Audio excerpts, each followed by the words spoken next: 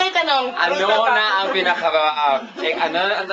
extent ng sex experience na nagawa mo? Ang sabi na pineapple, sabi ko ako peanut butter.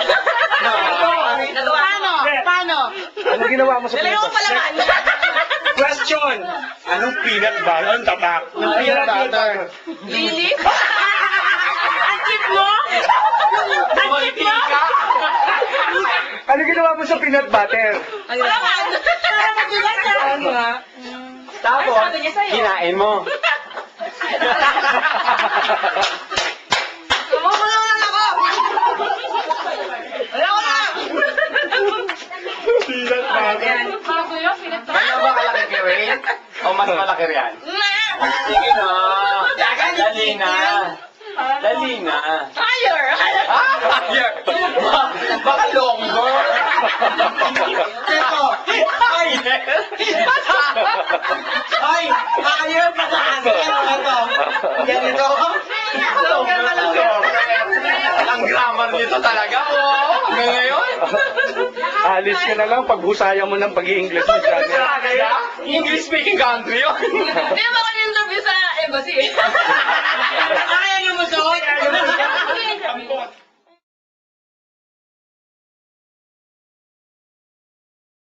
Siri nag-aaral ng English? Nag-aaral ka lang. Tapos, Nag-uusap kami English sa bahay. Sino teacher mo sa English mo?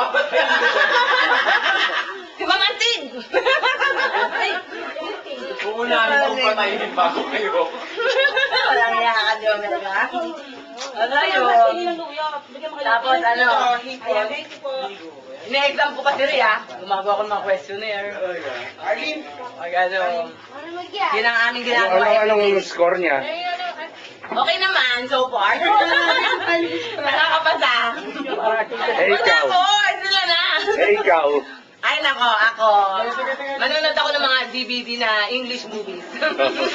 Magpa-practice ka ron. Para makuha yung accent nila. Bumili nga ako nung ano eh. Sige nga, sample. Sample nga.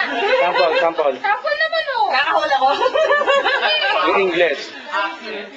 Wow, yun na. Well now. Well, now what?